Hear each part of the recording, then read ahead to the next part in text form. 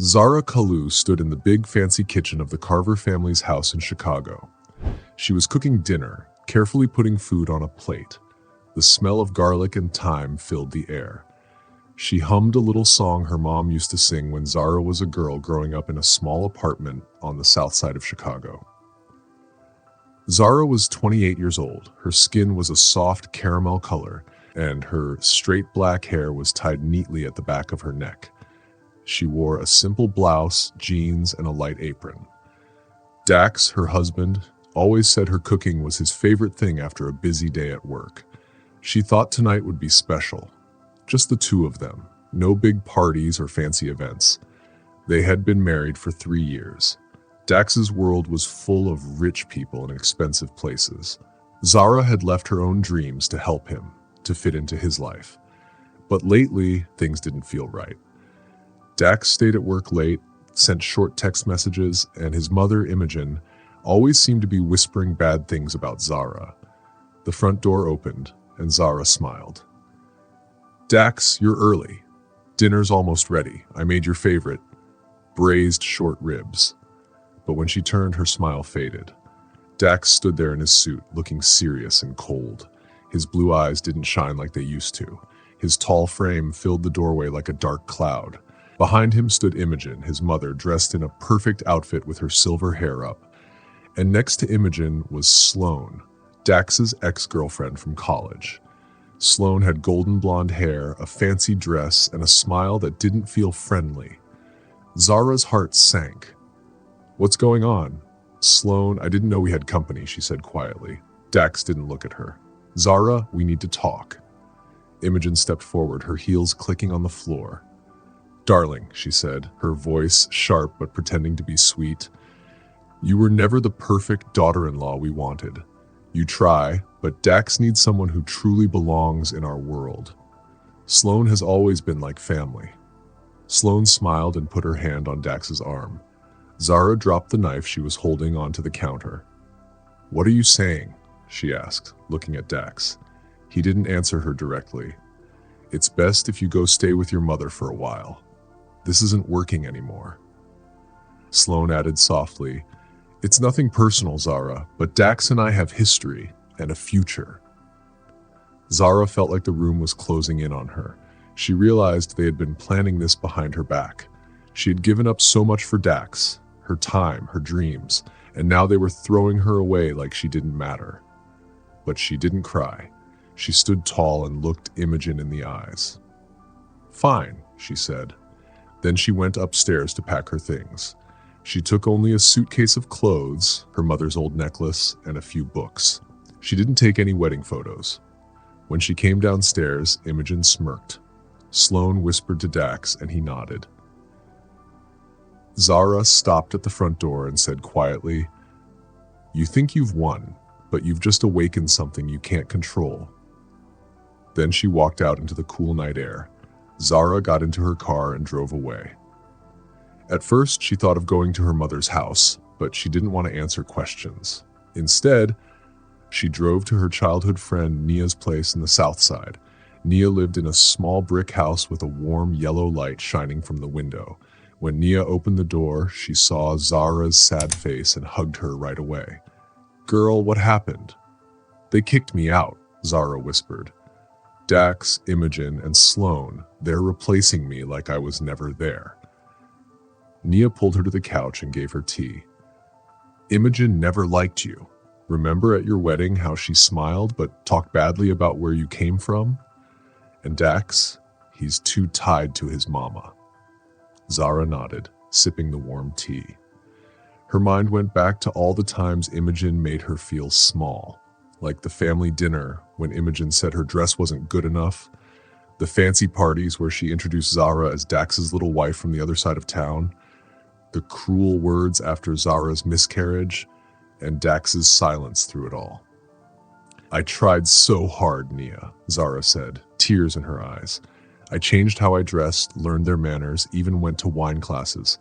But it was never enough. I was invisible, and Dax let it happen." Zara Kalu sat in Nia's small living room, her hands tight in her lap. Her voice shook. "They forgot about me, Nia. Every time they chose someone else over me. And Dax, he let it happen. He picked them, not me. Nia leaned forward, her eyes bright and serious. That's because you were trying to be someone you're not, Nia said. You're Zara Kalu, the girl who made food drives happen in high school, the girl who wanted to teach kids like us. You're not a trophy to be shown off. This isn't your fault. It's theirs and their small, closed-off world. Her words hit Zara like a bell. Inside her, something started to burn, the same feeling she had when she left the big fancy villa. For years, she had made herself smaller, thinking that love meant giving up her own dreams. But here, in Nia's cozy home full of posters of famous black leaders and shelves packed with old books, the truth became clear. She'd given everything to Dax, and they had thrown her away. The hurt burned, but so did a small spark of new strength. That night, Nia set up the guest room for Zara. It was small, with a soft quilt that Nia's grandmother had made by hand. Zara put only a few things into the room. Her mind was racing. When it was quiet, she looked through her bag. At the bottom, she found something she had grabbed quickly from Dax's old jacket, an envelope she had forgotten. She opened it. Her heart started pounding. It wasn't a normal letter. It was a legal paper full of hard-to-understand words. It showed that the villa and other things they owned together had been put into Dax's name only, and Imogen's name too. Zara's name wasn't there at all. The date was 2 weeks before they told her to leave. They hadn't just pushed her out, they had erased her on paper. Nia, Zara called softly. Nia came running, her long dreadlocks swinging. What is it? Are you okay? Look at this, Zara said, holding out the paper. Nia read it, and her face changed from confusion to pure anger. This is wrong. This is fraud. He either faked your signature or made this happen without you knowing. Zara nodded, feeling waves of shame and anger crash over her. She had trusted Dax with everything, her money, her dreams, her heart. Now she saw the truth. His late-night calls, the trips to see his mother, Imogen's smug looks, Sloane's fake smiles, they had all been part of the plan. They took it all before they told me to go, Zara whispered. The villa, the money, everything. I'm nothing to them now, not even on paper. Nia paced the room, full of energy. This isn't just heartbreak. This is stealing. We're going to fight back. Tomorrow we're getting you a lawyer. You're not going down without trying. That night, Zara couldn't sleep. Her mind kept spinning with questions. By morning, the streets outside were waking up. Kids were yelling to each other, and sellers were setting up fruit and coffee carts. Zara got up and looked in the mirror. She saw the dark circles under her eyes, but she also saw something new: determination. She put on jeans, a blouse, and tied her hair back. No more hiding. Nia drove them downtown to a small law office in an old brick building between tall towers. I found this place last night, Nia said as she parked. They help people like us for free at first. Inside, the office was plain. The carpet was worn and metal shelves were filled with files. A kind-eyed receptionist brought them into a small meeting room. Zahra kept thinking about the villa's big kitchen, which now probably rang with Sloane's laughter. A man walked in. Atticus Hale, a middle-aged lawyer with a rumpled suit and sharp eyes. He was black with salt and pepper hair, and his voice sounded like he'd fought many hard battles. Miss Kalu, he said, I'm Atticus. Tell me what happened. Zara told him everything. The betrayal, the way Dax, Imogen, and Sloane had worked together against her, and now the paper in her hand. Nia passed Atticus the letter. He read it slowly, frowning more with each line. This was your house together, right? He asked. Yes, Zara said. We bought it after we married. I used my savings from teaching, but there's no signature from me. And look at the date, before he kicked me out. Atticus leaned back, thinking. This is fraud. In Illinois, you can't move property like this without both people agreeing. If he faked your name or skipped asking you, that's illegal. And bringing his mother in, that could mean even more trouble for them. But we'll need proof. Bank papers, deeds, any records you can find. Zara's heart beat fast. For the first time, the betrayal felt real in a way she could fight. "I don't have much," she said. "It's all still at the villa." "We can get it," Nia said. "She has rights, right? Like spousal support and a share of the money?" "Absolutely," Atticus said. "We can even file for divorce because of cruelty and fraud. But first, we dig deeper. I'll check public records. You gather any texts, emails, even old pictures showing you paid for things together. This is about getting back what's yours and showing the truth." As they left the office, Zara felt something change inside. She wasn't just reacting, she was starting to take action. Nia smiled proudly. "This is just the start. Atticus even said you could help at the firm to learn how this works." Zara thought about it. "Yes, no more being invisible. I'll learn to fight their way, quietly but strongly." The envelope now felt less like bad luck and more like a weapon. The real battle was just starting. The next morning, Zara walked back into Atticus's office. Her heart felt strong, like steel. Atticus had given her a part-time job, answering phones, filing papers, and learning how cases worked. Not because he felt sorry for her, but because he saw she was ready to fight. "Knowledge is your weapon," he told her. "Learn the system, and you can take theirs apart." Zara started her first day, sorting mail at the front desk. It was simple work, but her mind was busy putting the pieces of her life together. By lunch, Atticus introduced her to Carmen Reyes, a short woman with neat dark hair and sharp eyes behind glasses. Carmen was kind but tough. "I hear you're here to learn," Carmen said. "Good. The law is not kind to people who don't prepare. Let's start." In Carmen's small office, she explained that in Illinois, when couples split, property is divided fairly, but fraud changes everything. Dax's paper was proof of bad behavior. They could also ask for temporary money while building the case. Zara took notes as fast as she could, writing down things like hidden money, support, and finding the truth. Carmen called a private investigator named Jesse. He came in wearing a worn trench coat, his eyes sharp. "I hear you're up against old money," Jesse said. "I've taken down people like that before. Tell me everything." Zara told him about the fake transfer, Dax's job, and Imogen's charities that didn't seem real. Jesse nodded and said he'd start with public papers, then dig deeper into bank records and emails. That evening, he showed them what he'd found. Imogen's charity gets big money from Dax's accounts. Not donations, more like moving money around. And the villa? It's now in a family trust, so it's harder to get. They did this right before they pushed you out. Zara's eyes burned. "They thought I'd just disappear quietly, but I'm not going anywhere," Carmen smiled. "Good. First, we freeze the money by asking for support, then we strike."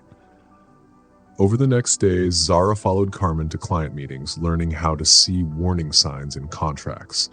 She kept a diary of every insult, every time they ignored her, even the times Imogen had been cruel after her miscarriages. Jesse came back one afternoon with new news. They're planning a big party, an engagement party for Dax and Sloane. Perfect moment to reveal the truth, if we have enough proof. As the week ended, Zara stood a little taller than before. She still wore simple clothes, but now there was something powerful about her. The fight was not finished, but she was no longer the wife everyone ignored. She was like a quiet storm, ready to strike. In her mind, she could almost hear trouble coming, like a low whisper in her ears. She looked down at the fancy invitation card Jesse had given her. It was gold and shiny. The Carver family was having a big celebration for new beginnings.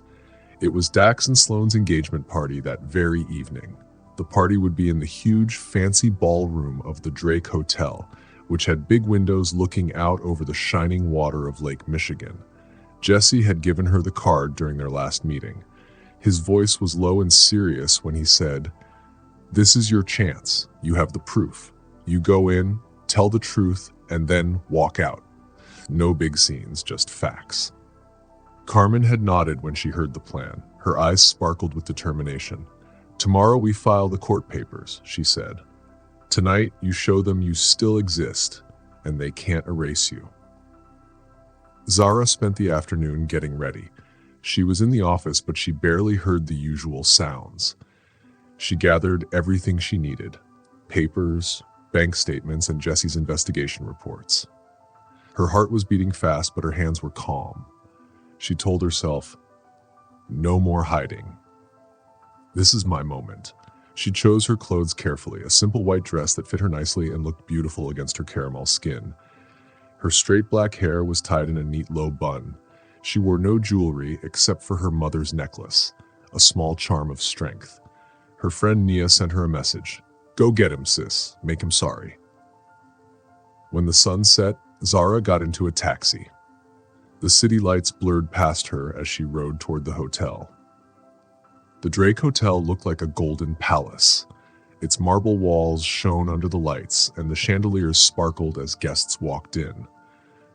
Fancy cars pulled up, and valets parked them. Laughter filled the air as rich guests went inside. Zara stepped in quietly, blending in with the crowd. Her invitation was a fake one made by Jesse's friends. She walked through the crowd like a ghost becoming real again. Inside the ballroom, everything glittered. Glasses clinked, flowers made tall arches, and a string quartet played soft music. Tables were filled with food, silver trays of caviar, towers of champagne glasses, and golden name cards shining in the candlelight. In the center, Dax and Sloane stood together. Dax's arm was around her, and Sloane's long golden hair looked like a crown. Nearby stood Imogen, Dax's mother. Her silver hair was perfect, her smile fake as she greeted guests. Zara's heart pounded. She remembered past parties where she stood quietly next to Dax while Imogen made mean comments. "Smile more, dear. You look so dull." She remembered when Sloane came back into their lives, always invited by Imogen. Sloane's laugh had been sharp like a knife. Now Sloane's hand rested on her stomach. A small bump showed she was pregnant. Imogen had whispered about it earlier. A new chapter for them, built on the ruins of Zara's life. The music stopped. Imogen walked to the stage, took the microphone, and began speaking loudly. "Dear friends and family, tonight we celebrate love renewed. Dax and Sloane, our perfect pair." The crowd clapped and lifted their glasses. Dax smiled proudly and pulled Sloane closer. Sloane's blue eyes glittered with triumph. Zara began to walk forward. Her steps were slow and strong. People whispered, "Who is she?" She ignored them. She climbed the stage and put her folder of papers on the table beside the big wedding cake. The room went silent. Dax's smile disappeared. Sloane turned pale and put her hand over her belly. Imogen's eyes widened. "What is this?"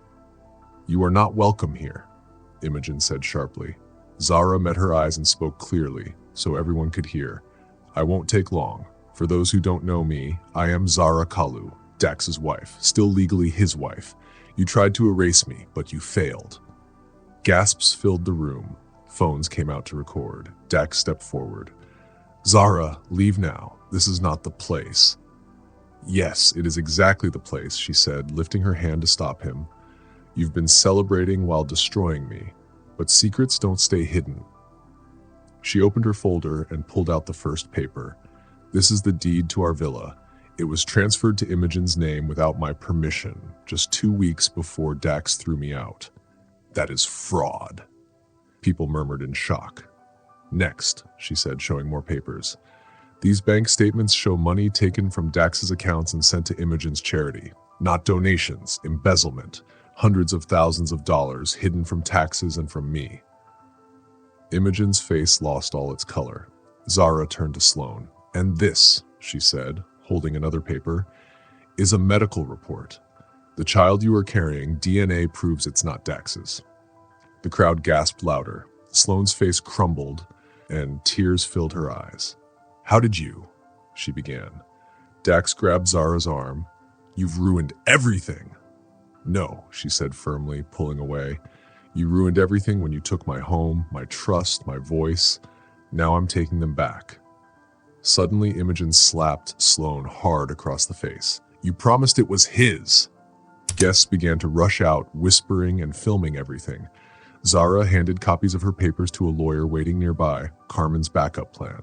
"Legal action starts tomorrow," Zara said. "You'll hear from the court."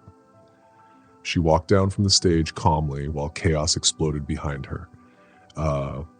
Dax shouted, Imogen collapsed into a chair, Sloane cried, and reporters rushed forward. Outside, the cool night air felt like freedom. She got into a taxi, clutching her folder like a shield. She had come in as the invisible wife, but left as the one who exposed the truth. The next morning, Zara woke up in Nia's guest room. Her phone buzzed over and over. Messages, calls, news alerts. Headlines screamed, Carver family scandal, fraud, embezzlement, and shocking paternity at engagement party. Videos of the moment were everywhere. Zara speaking calmly, Imogen slapping Sloane, Dax yelling. Reporters surrounded the villa, Imogen's charity office, and Dax's law firm. Social media was on fire with hashtags like Carver collapse. Old acquaintances shared more bad stories about the family. Carmen called. "You did it, Zara. The state's attorney is starting an investigation. Federal agents might join in. We've filed for your divorce and frozen their assets." Zara asked, "What about Sloane and the baby?" "She's gone," Carmen said, "back to her family in the Hamptons. The engagement is off. Paternity test is public." The days turned into a rush of legal work. Zara remembered the early days with Dax, how he had once been kind before Imogen poisoned everything. Dax called her at first, begging, accusing her, but stopped after court papers arrived. Imogen lost her social position. Her charity faced audits. Donors pulled away. Jesse found even more secrets, offshore accounts and fake loans. "They're in trouble," he told Zara. "Your case is airtight." 2 weeks later, they went to court. Zara wore a tailored suit, her hair neat, eyes focused. Dax looked tired and worn out. Imogen looked angry but beaten. Sloane did not show up. Carmen presented the proof: fake deeds, stolen money, secret emails. The judge said clearly, "This court finds proof of fraud and misconduct. Miss Kalu will get half the marital assets plus spousal support. Restraining orders stay in place. Federal investigation approved." Dax slumped. Imogen stormed out, facing reporters. Dax's career was over. Federal agents raided his office soon after. Outside the court, Nia hugged Zara tight. "You didn't just turn the tables, you broke them." Zara felt lighter. She wasn't just free, she was stronger. She told Carmen, "I want to help other women like me." They planned together. Zara rented a small office in a bright building with murals on the walls. She called it Second Voice, a place for women who had been silenced to find their power again. Nia hung a poster with a Maya Angelou quote, "You may encounter many defeats, but you must not be defeated." Zara welcomed her first clients, women with stories of hurt and betrayal. She listened and shared her own. "I was you once," she told them. "They took everything from me, but I took it back, and you can too." She connected them with Carmen for free legal help, and Jesse for careful investigations. The woman walked away with a small smile and hope shining in her eyes. In her hand was a small card that could help her get the help she needed. Soon, news spread about Zara's office, and it became a busy, happy place. One day, a Latina woman from Pilsen came in. She had been tricked in a fake marriage that was also a business deal. Another day, a woman from Hyde Park came in. She was called a Black Widow by people because she was fighting to get the money her late husband had hidden. Zara helped them all. She used her smart legal skills and her kind heart. She had learned kindness because of her own hard life. Every morning, Zara drank coffee while reading about her clients' cases. In the afternoons, she taught women about money and how to speak up for themselves. "You are not alone," she always told them, looking into their eyes with warmth. "Your voice matters, or some voice schlees. You can get a second chance, a third chance, or even a 100th chance." Sometimes Zara's mind went back to the past, like watching old pictures in her head. She remembered walking through her big, empty villa, hearing only her own footsteps. She remembered Imogen's mean words at Gallus, making her feel small. She remembered Dax's cold face in the kitchen, She remembered Sloane's proud and annoying look. But now those memories didn't make her weak. They made her strong. One evening, while sorting papers, Zara found an old photo in a drawer. It was from her wedding day. She and Dax were smiling under a beautiful flower arch. She touched his face in the photo, feeling a little sad, but she put it back and whispered, "That was then." She knew she was whole again. Zara's friend Nia helped her too. Nia went into the community to tell people about Zara's work. She put flyers in churches and spoke at shelters. One night, they were eating soul food together at a diner. The table was full of fried chicken and collard greens. Nia smiled and said, "Remember when you came to my house so broken? Look at you now, queen of your own castle." Zara laughed softly. Her straight black hair, tied in a low bun, shone in the light. "It's not about me anymore," she said. "These women remind me why I fought." For Zara, success wasn't about money. It was about the thank you notes on her wall and the hugs from women who won their cases. One woman, a teacher, just like Zara once wanted to be, got her house back after she found proof that her husband had cheated her. She wrote, "You gave me my voice back." Zara framed the note and put it on her desk. Of course, problems came. Sometimes hearing sad stories brought back Zara's own pain. And some powerful ex-husbands, just like the Carvers, tried to scare her clients. Dax even tried to ruin her name online, saying mean things without using his real name. But Jesse, Zara's lawyer friend, stopped him with lawsuits, and people began to support her even more. Imogen, the woman who once hurt Zara, lost everything. The news said she had to sell her things to pay her legal bills. She went from living a rich life to living alone. Zara didn't feel happy about it, only peaceful that it was over. When winter came and snow covered the city, Zara sat in her quiet office at night, listening to the soft hum of the heater. She opened her journal and wrote, "I lost a husband and a home, but I found myself." She knew the pain had made her stronger. She was no longer the ignored wife from the South Side. She was Zara Kalu, helper, survivor, and light for others. One cold evening, a new client came. She was young, with wide, scared eyes, and her story was just like Zara's. She had been betrayed, replaced, and left with almost nothing. As they talked, Zara saw herself from years ago in the woman's face. "We will turn the tables," Zara promised, giving her a folder full of help. As Zara walked her out, she looked up at the city skyline. The lights sparkled like stars that had all lined up just for her. She knew this wasn't an ending. It was the start of more good things. Her work would keep growing, helping more women just like she had helped herself.